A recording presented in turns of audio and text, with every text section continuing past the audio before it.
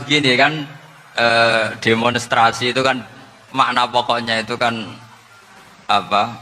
Memperlihatkan. Makanya demonstrasi kekuatan maknanya ya show ya, memperlihatkan satu apa? Kekuatan. Sehingga kalau dalam Islam itu ya fleksibel, asal itu tidak merugikan orang lain, tidak anarkis, tidak mandorot bagi kelompok lain tentu boleh. Bahkan kalau tidak apa menyuarakan suara kita, tentu dengan cara-cara yang tetap Islami ya, itu malah kita disalahkan karena berarti tidak ikut bertanggung jawab terhadap proses bernegara. Tapi tentu disuarakan secara konstitusional dan secara baik. Kemarin pas demo di Jogja yang ramai itu masalah rancangan KUHP itu rektor UI juga ketemu saya pamit, Gus mau demo aja. Ya tapi yang baik dan sopan kan. Karena begini ya, di Quran itu ada ayat walau la dafuwahin nasa ba'dahum bi ba'dil fasadatil ard. Jadi kekuatan manapun itu harus dikontrol. Tentu kontrol itu macam-macam. Tapi tentu saya ulang lagi, jangan anarkis, jangan melakukan sesuatu yang kontraproduktif. Jadi menurut saya pernah ditanya, Gus kalau pemerintah itu didukung 90% rakyatnya bagus enggak? Ya bagus, berarti presidennya hebat, didukung mayoritas rakyat.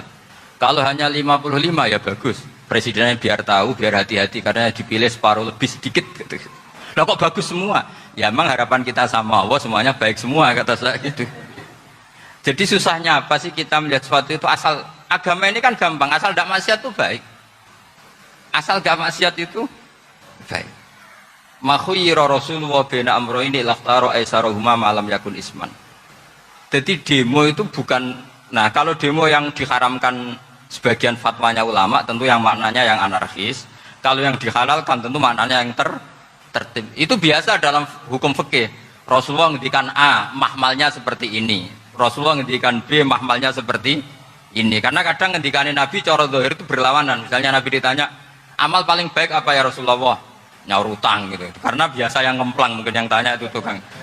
Tapi kadang Nabi jawab birrul walidain. Kadang jawab as-sholat di awali waktiha.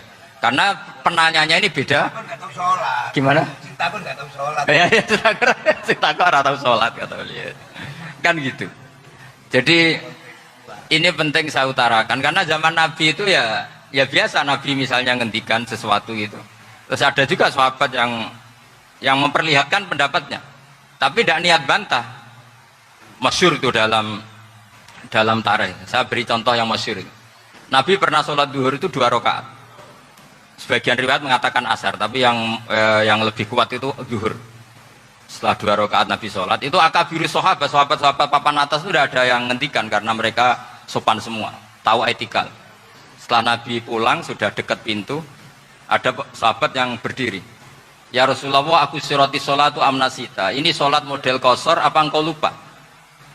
Tapi sahabat yang nggak tanya, ini niatnya malah lebih agak-agak buruk.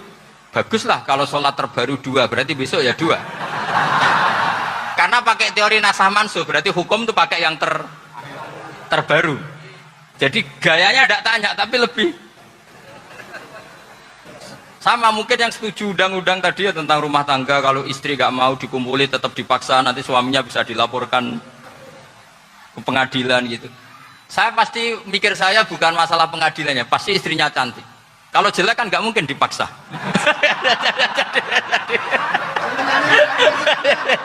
Ini ketularan ya.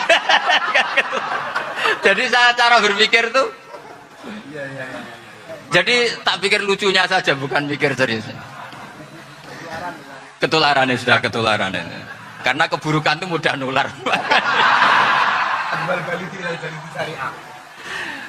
Akhirnya Nabi kembali lagi, enggak, kullu dzalika lam yakun, semua itu enggak terjadi. Tapi Nabi sebagai orang yang sangat, ya sebenarnya enggak boleh dibahasakan sangat demokratis, sangat bijak. Nabi kembali lagi ke mimbar terus tanya, ahakun maqalahu dzulyaten, apa betul yang dikatakan dzulyaten tadi?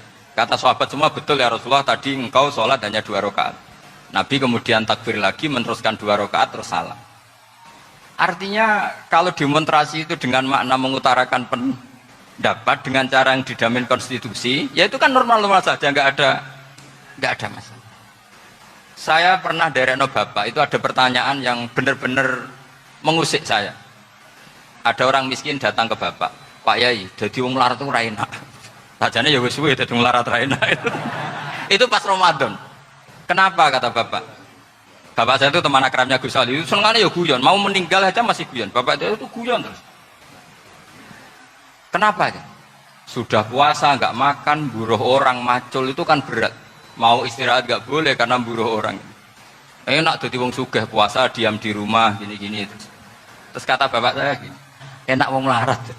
Jadi wong sugih itu nak puasa berat. Kok sakit ya? Esok mangan pecel, awan rawon, enggak sore sidik sate. Jadi yang harus ditinggalkan itu banyak. Nah sampean kan biasa meninggalkan itu semua. Semenjak itu dia, oh iya, nak ngono podo-podo abot. Jadi hasutnya pada orang kaya terus nggak ada. Nah ini pentingnya ilmu, jadi pentingnya pendamping tadi itu. Setelah diberi jelasan, oh maturoni ternyata podo-podo abot gitu. Dia nggak tahu susahnya jadi orang kaya. Ya sama seperti tadi, ya saya puasa, kerja gini-gini, bojo sitok elek, terus dari yang bojo 4 cantik semua abot aku.